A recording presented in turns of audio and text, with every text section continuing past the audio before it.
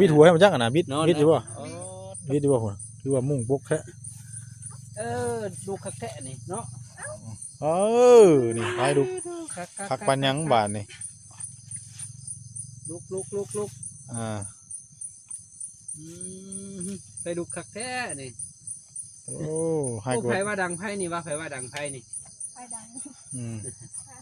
ไฟดัง เก่งแล้วถือว่าเราเข้มแข็งนะเนาะ เดี๋ยว คันขี่รถผ่านที่ยังยากนะข่อยนะ เนาะ อ่า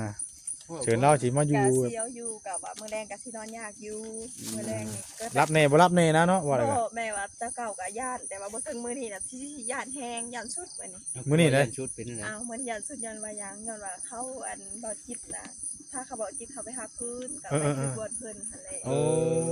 ก็ดังว่าสิคิดย่านอยู่มื้อนี้ย่านบ่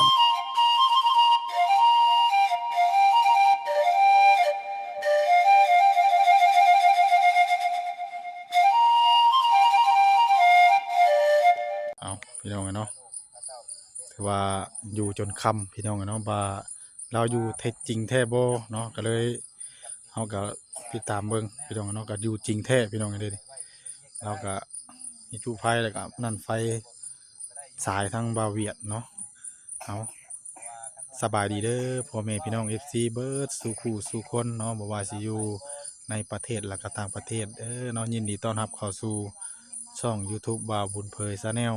อีกแล้วพี่น้องเนาะมื้อนี้ก็ยังอยู่พี่น้องเนาะบ้านกระทิงใหญ่เนาะ ก็ยังอยู่ให้คลิปสาวนางมีห้างลูกซอง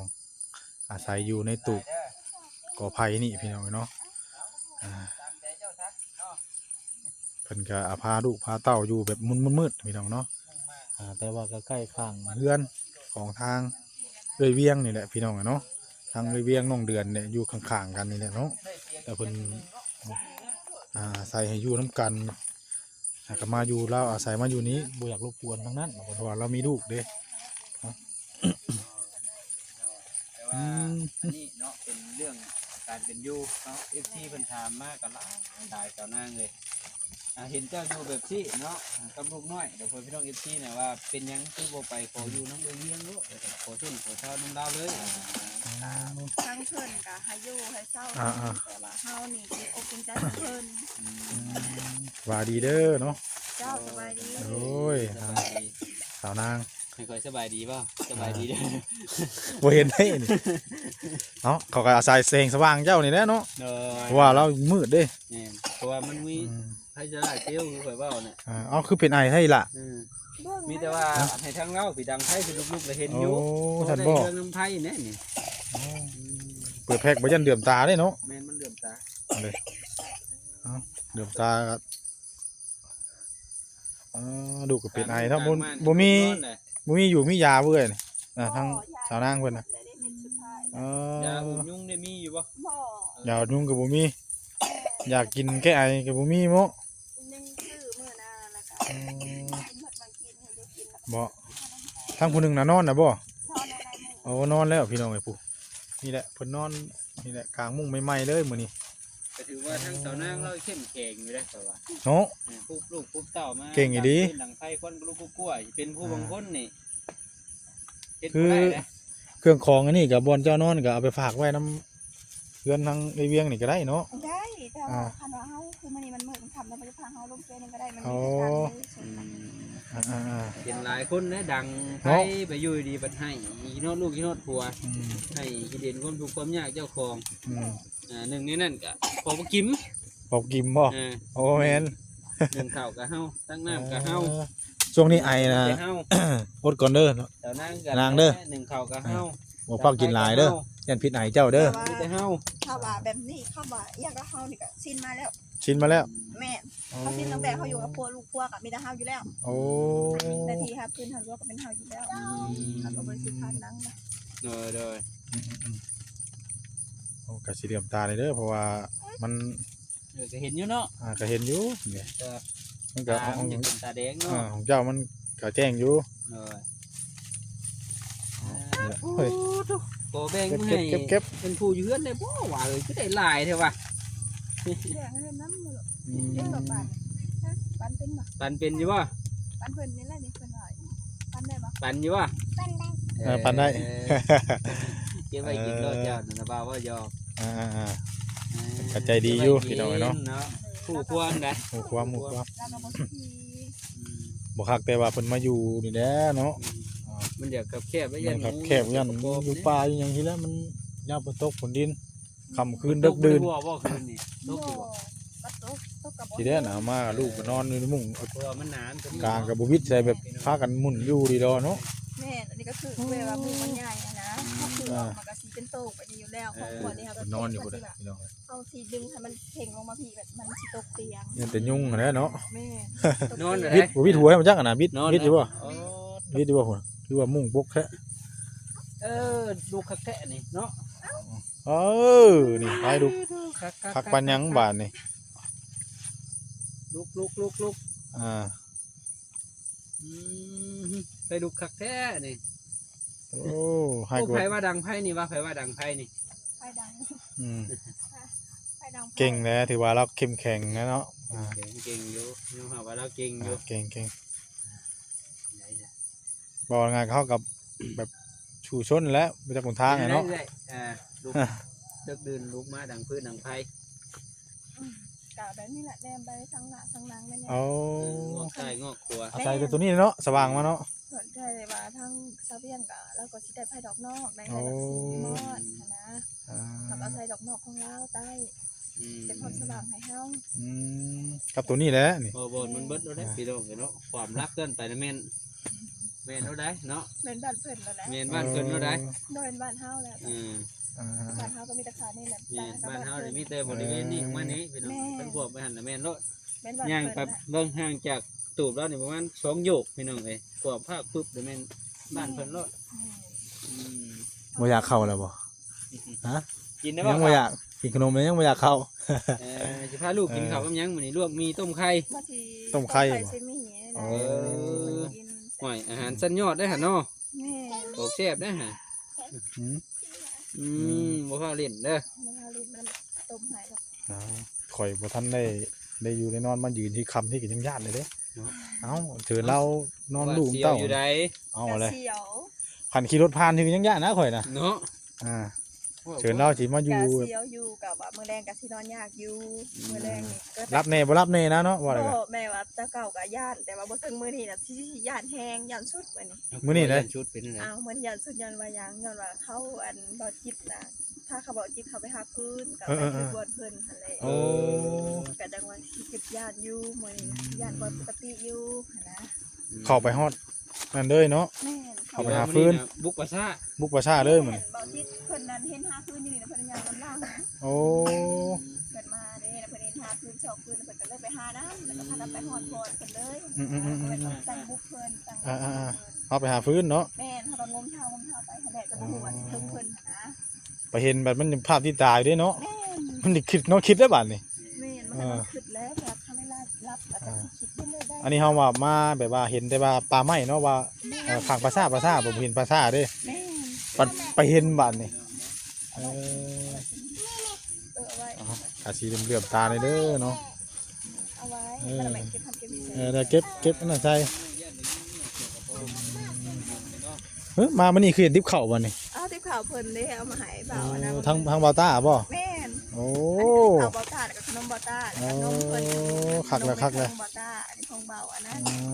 เดี๋ยวทิปเข้าใหม่แล้ว แม่น โชคใหญ่โดนทับนะมื้อนี้นะว่าอยู่ เนาะพวกใหญ่โดนทับเราเลยแล้ว โด มัน นว่ามื้อนี้เนาะดีมุกดีใจน้ำละลาย เหนื่อย จากบ่อเสียนยังบ่พอมาบ่อตาพ่อ แม่ ลูกผู้พายลีโร ได้ เนาะ ทั้งบอแซงแล้วก็บอต้ามัน เป็นได้กับความรู้สึกของเจ้าแบบที่ว่า ดี ดีใจเนาะ แม่ดีใจที่แบบเพิ่นเห็นทำเฮาเพิ่นช่วยเฮาได้ทั้งข้าวทั้งน้ำความอยู่ความกินบ่ให้เฮาอดแค้นคือเก่า โอ้นั่นแหละพี่น้องเนาะเราก็ดีอกดีใจหลายเหมือนกันเนาะ แม่ ยังคิดได้เดียวแบบมื้อนี้เรารู้สึกว่าคิดแล้วย่านมื้อนี้ แม่ รู้สึกว่าย่านแฮงมื้อนี้ กะย่านกับมันขันสิว่าสิบสิแลนกะย่านอยู่แต่ว่า ก็ยัง ขัน บ่ถึงขั้นนั้นเนาะ แม่ ก็ยังอยู่นี่อยู่มีแต่หลังไฟของใหญ่แล้ว แน่เนาะไปบ่ได้เลยเด้ ไปบ่ได้แล้ว เบิดข้า ไปใช้เนาะ ไปบ่ได้ที่มาแล้วคือจะออกเมื่อเนี่ยก็คือบ่มีทุกข์แล้วนี่อาศัยเดือดแสงไฟคือ ดังให้มันลุกๆคือว่าอันนี้ ดัง ลูกหลาน โหลูกหลายใหม่ใหม่ก็ใหม่นี่ คืนนี้เพิ่นเอาอีก โอ้ แล้วเนาะจะได้อยู่ตื้มอีกแล้วเจ้าคือยังบ่นอนผู้นี้ นั่งบ่นอนได้ผู้เอ้ยนอนเด็กเด้อผู้นี่ เพิ่นนี่9 โมง10 เอ โมง อนี่ได้ผู้เว้านำมาเด้เนาะ เฮ็ดจังอีกล่ะ ทงมันใหญ่ เฮ็ด เก็บแบ่งเจ้าก็แบ่งรถให้ได้บ่แม่นแบ่งให้บ้าวหรอกเอาแบ่งให้เจ้านะมันแยกช่องถงมันล้นเด้ มันเดือดถง มันเดือดถงเด้เราอยากแบ่งเราอ่ะอันนี้ของน้องอันนี้ของเอื้อยเด้อเนาะเออ แบ่งว่าไผเปิดใบกว่ากัน เออ ลืมถามเลยนึงน้องบาด ไม่หยัง ไอ้บ้าอาบน้ำอาบในกินน้ำกินในเด้ น้ำในบ่ อาบน้ำ ครับ กะอาศัยน้ำชาวเวียงเพิ่นแน่ โอ้ อาบน้ำน้ำเพิ่นนะใส่อาบน้ำเพิ่นคือน้ำกะน้ำพ้นเพิ่นโตไว้ โอ้ก็อาศัยกินน้ำมัน น้ำเพิ่นมากินแม่นน้ำใส่น้ำกินกับคือน้ำที่บ่จำเป็นบันไดคือลังสวยลังบวงเขาก็เอาน้ำในคลองนี่บางครั้งกะแม่นมันก็มีบวกน้ำหายทางล่าง โอ้ กันโยกอะน้ำนี่ก็บ่ได้แม่นน้ำบ่อื่นบ่ไกลเด้ เนาะ น้ำดินประสาไหลมา เสื้อผ้าเสื้อแพร่บัด เสื้อผ้าจะแพ้กับบางครั้งก็เอาซักในนี่ สั่งอันนี้เลย แม่ไม่ตกเลยลูกแก้วมั้ยแล้วก็ คือว่าเราก็บ่ได้มีเครื่องมาหยังมาหลายเนาะ แม่นไม่ได้เสื้อผ้า บ่ว่าไงเสื้อผ้าลูก ตรงกับคิง ตรงตู้แม่ อืม คือแม่นี่เสื้อ3โตว พอได้เปลี่ยนพอได้ทาย แม่นก็คือเหมือนที่คิดลงมือแรกค่ะแหละมันเสือซ้ำนั่นแหละ โอ้เพราะว่าเฮา ที่จริงนะเสือมันสีคือกัน สีกันบ่ แม่นเสือซ้ โอ้ ำของตะเก่าน่ะเคยอันนี้เคยเห็นงานนะเป็นเสือโรงงาน โดย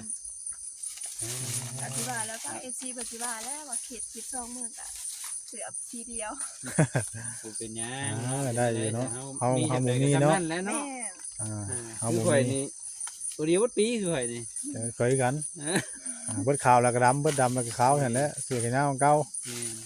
สมเฮามี บ่ อ่ะ บ่ นะ มันเบิดเราได้ไป บ่บ่เบิดแล้ว มันก็มีแต่3ตัวตอนนั้นแล้วก็ตัวนั้น2แล้วก็ตัวนี้ตัวนึง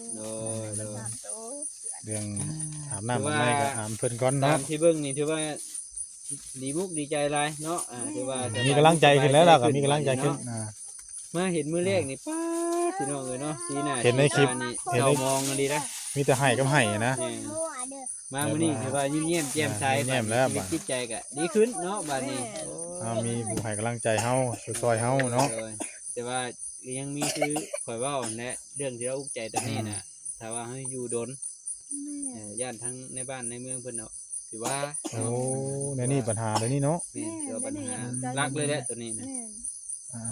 อุกใจแห้งตัวนี้นะประเด็นที่ว่าแล้ว ถ้าว่าเพิ่นบ่ให้อยู่นี่ก็ก็ยากอยู่เด้เนาะ แม่เจ้าของดินเวลาอยู่กับบ้านเมืองคนดี บ้านเมืองอีกเด้บ้าน เจ้าของดินก็ซ้ำหนึงทั้งบ้านทั้งเมืองซ้ำหนึงคือ บ้า ว่าน เมืองนะตัวบ้านเมืองนั่นแหละหนักแห่งไหน นักสุดแล้วบ้านเมือง หนักแล้วบ้านเมือง นั่นแหละเฮ็ดจังได๋ซะ คิดอยู่เนาะ อดหนาวเพิ่นให้อยู่ซำใดก็อยู่เนาะเพิ่น แม่ อันนี้คันว่าเพิ่นบ่ให้อยู่เฮาก็หาบ่อนใหม่เนาะหรือว่าออกไปอยู่ไปซ่นไปเช้าเนาะไปเวียงก่อนก็ได้เนาะหรือว่าจังไดก็เบิ่งแล้วว่าเฮาสิอยู่ซำใดเนาะอยู่ไปได้ซำใดก็ซำนั้นแหละพี่น้องเอ้ย หนู จังได ก็แบบนี้นะก็อยู่ไปรุ่นไปแต่ละมื้อ รุ่นไปแต่ละมื้อนะเนาะ แม่ หลักๆเลยก็อย่าเด็กงูเงี้ยแหน่เอาดิอุ้ย ตื่นได้ค่อยคือสิแล้วก็คือสิอบอุ่นขึ้นมาหลายเติบแล้วบัดนี้ โอ้เนาะ กินข้าวกินน้ำกับสีนั่นนะคือมามื้อแรกๆนี่ห่วยว่าบ่กินข้าวพุ่นแล้วล่ะวะเห็นแต่ในคลิปนี่มีแต่แบบมันตื่นตันใจนะถ้าเป็นคลิปมีแต่ให้กับให้ อืม แต่มื้อนี้ก็มีหลายคู่หลายคนมาหาเนาะแล้วก็ดีอกดีใจ ทีมงานมาเอาเครื่องมาให้พี่น้องเลย บ่เวียดคือปิดไว้แท้ข่อยรถแจ้งของเจ้าเนาะแต่ว่าเราก็เหลื่อมตาได้เรา มันเหลือมของเราไม่ใช่ของเฮงนี่เนาะ เจ้ากับบ่เบิ่งกล้องมานั่นก็ได้เนาะ เอาเดี๋ยวให้เจ้าถามไทยเบิ่งก่อนเดี๋ยวค่อยสิหาโชคมึงงูอยู่เทิงก่อน ทองทางไหนล่ะ เดี๋ยวนี้แน่นี่แต่ว่าระวังกินนี่บ่ได้ยินจักเสียงหยังชั่วเป็น จะบอกสิอย่าว่าทั้งสาวนางเนาะขี้ยานะเราลุกอยู่ไผนะโอ้ยจะบอกสิแล้วลุกอยู่ไผขึ้นโน่นนี่เนาะ บ่ที่ไผให้เจ้าเห็นมันแจ้ง โอ้ ให้เจ้าเห็นมันมาทางหลังก่อนค่อย โด โหแต่ว่าบอกสิเด้อ หลังใส่ข่อยสิบ่เห็นง่าย เออ โอ้ยกว่าเชี่ยวกันแล้ว พี่น้องเอ้ยเนาะพอได้ยิ้มได้หัวแต่ก็บ่มีหยังดอกพี่น้องเอ้ยเพิ่นเฮงเบิ่งเฮาแหละ โอ้ เนาะ ยเพิ่นแห่งฮักชมฮักษาเฮาแหละอยู่นี่ เฮาล่ะเนาะ แต่ว่าเครื่องนี่เราก็โดยก็เพิ่นก็สิเก็บลงมาไว้นี่แต่ว่าเนาะ แม่น ไว้พื้นนี่แหละ ศาสตร์นี่แบบว่าเฮายกตัวอย่างว่าเฮาดึงศาสตร์นี่ออกมาก็ได้ มันออกมาได้เนาะ แม่นเฮาดึงมา โอ้นี่เลย สร้างได้ตีนศาสตร์นี่ก็ได้ อืม แต่ว่ามันก็บ่ได้จำเป็นหลายมีแต่เข้าแต่ยามมันซึมเขาก็ไปอยู่แค่นี้โยน เข้านะเพราะว่าเฮาไว้ดินยันมันชื้มนี่เนาะยันมุดยันหยังยันมุดได้ขึ้น ยันหมดยันมัน ยันหม ซึ ด มยันมันเปียกยันเฮาวันมันเปียกก่อนเฮาเป็นเบิดยันมันซื้อตกมัง อืม เลยเป็นแบบนั้น แต่ว่าเฮาปัดฝนตกฝนเนี่ยเฮาก็นี่แหละ ฮุบหอบไป ฮุบหอบอาศัยเพิ่นนั่นแหละ อันเขาน้ำแบบมันเปียกแบบมันนี่บ มัน กไข่ ตัวนี้มันบ่ได้เด้แต่เข้านี่เนาะ แม่น โอ้ยสิมาเบิดชอบบ่ได้เด้ 3 คนที่เขา50 โลในภาย อ่า เดียวเป็นไปบ่ได้ เป็นไปบ่ได้แล้วเนาะ แม่นเลยว่าแบบประเภทนี้มันถึงน้ำถึงในบ่เปื่อยบ่ บ่ เปื่อย เปื่อย เป็นยางเขากะปานนี้ได้เปียกก็ยางน้ำน้อยแต่ว่าตอนนี้ก็ต้องได้อาศัยเพิ่นก็ฝนตกพาลุงนะเอามื่อไว้เพิ่น โดยเดี๋ยวเฮาก็ต้องขออาศัยพึ่งพาคนเพิ่นก่อนนั่นแหละมันสิได้ตัวมันเฮาอันนั้นบ่ได้เนาะ เอาไว้อยู่เพื่อนเท่านี้ เอาไว้นี่แหละเจ้าอยู่นี่เนาะมีแต่ต้องเจ้าระวังนั่นแหละรักษาไว้นั่นแหละเพื่อยันมุดขึ้นเด้อมุดประชังนี่ว่าหมู่มายังบ่ทันได้กินข้าวแรงอยู่เด้อมื้อนี้เนาะลูกชายพุ่นน่ะเนาะลูกชายก็รับแล้วมันได้กินข้าวช่ำพี่น้องเลย เพิ่นกินนมเด้นมเบาอัน โอ้กินนมกินขนมแล้วก็ถือว่าอยู่ท้องแล้ว แม่กินขนมกับเบิดแล้ว มีแต่ว่า นมแพ็คหนึงเบิดแล้ว แต่เฮาก็ยังเฮ็ดกับข้าวไว้อยู่เทื่อเพิ่นลุกมาอยากได้เนาะ แม่ อ่า เขาก็ต้องตกหน่อยเขาก็ต้องต้มมีไว้เพิ่น ต้มมีไว้ใส่ไข่ไว้เด้ทอดไข่ ไม่ให้อยากกิ หั น วไข่ไว้เอาก็สู้ๆกันแหล้วคิดใช้ลูกเนี่ยเนาะแม่ก็กินข้าวกินน้ำอิ่มนี่กำลังใจแล้วบัดนี้เฮาก็อยู่ไร่แล้วบัดนี้จังใดก็สู้ๆกันแหล้วเนาะเข้มแข็งพี่น้องเอ้ยเอาหากว่าผู้รักผู้ใหญ่โดนสงสารเล่าพี่น้องเอ้ยเนาะยินดีเป็นสะพานบุญให้เด้อพี่น้องเอ้ยเนาะแต่ทางว่าแสนเพิ่นมาเพิ่นก็ถามนี่ได้มีหยังนี่แน่ ก็มีแบบว่าเพิ่นก็เว้าเป็นแหน่เพิ่นก็มันบ่เห็นสะพานบุญเทื่อนะเพิ่นก็ว่ามันมีผู้ใหญ่ใจดีให้เอาอยากอยู่ซ้ายเขาก็บอกว่าอยู่ไสก็ได้ โอ้ แล้วแต่เพิ่นให้อยู่เพิ่นใจดีเพิ่นใจบุญให้เฮา โดย อยู่บ้านนี้หรือว่าบ้านอื่นเพิ่นสิว่าสะดวกเพิ่นซื้อให้เอาไป โอ้ ได้ คือสมมุติเนาะสมมุติว่าทางผู้รักผู้ใหญ่เพิ่นนี่ซื้อดินให้อยู่ไสนี่ก็อยู่ได้บ่ มีที่อยู่ได้ อยู่ได้เนาะ โดย โอ้ อยู่ได้ อันนี้บ่ได้คือว่าอยู่นี้อยู่บ้านใดก็ได้เนาะ แม่นคือว่าอยู่นี่ก็ได้อยู่บ้านอื่นก็ได้ อื นะ ม แต่เพิ่นก็ปากว่าซื้ออยู่บ้านนี้หายเด้อบ่ซื้ออยู่นี่หายเด้อได้ อ่า แล้วเพิ่นเลยฝากว่าเลือกแม่สิอยู่ซ้ายเฮาก็เลือกบ่ได้ เลือกบ่ได้เนาะเพราะว่าเป็นของผู้ใหญ่เพิ่นมอบหมายให้พี่น้องเนาะอันนี้เฮาสมมุติไว้ก่อนน่ะนะ แม่ ถามความรู้สึกแล้วแล้วก็ถามออกจากใจแล้วว่าอยู่ได้บ่เราว่าอยู่ได้เนาะ อยู่ได้ แต่เฮามาอยู่ป่าอยู่หยังดีคนอื่นก็ยังอยู่ได้เด้เนาะ แม่ เฮาไปอยู่ในบ้านในหยังในเมืองหมู่แห่งสบายแล้วเนาะ แม่ ก็ถือว่าสิบ่รบกวนทั้งสาวนางเพิ่นโดนพี่น้องเนาะให้เพิ่นไปเฮ็ดอยู่เฮ็ดกินข้าวน้ำจำปาให้ลูกให้เต้าซะก่อนให้ลาพร้อมแล้วถือว่ารบกวนเรามามื้อนี้ก็เบิดมื้อแหละเนาะ โดด เดี๋ยวว่าจังใดก็สู้ๆเด้อทางสาวนางเนาะ โดด เข้มแข็งเนาะสำหรับคลิปนี้สบายดีเด้ เจ้า อ สบายดี เอาพบพ่อกันใหม่อีกมื้ออื่นเด้อเนาะ โดย มื้ออื่นยังสิมาหาอยู่ได้ เอาสบายดีเด้อพี่น้องเด้อสบายดีจบคลิปลงแล้วพี่น้องเอ้ยลำลาพ่อแม่พี่น้องเมื่อสะก่อนมื้อนี้ค่ำแล้วเนาะดังไฟไว้ลุกๆ บายบายพี่น้องไปกลับก่อนบัดนี้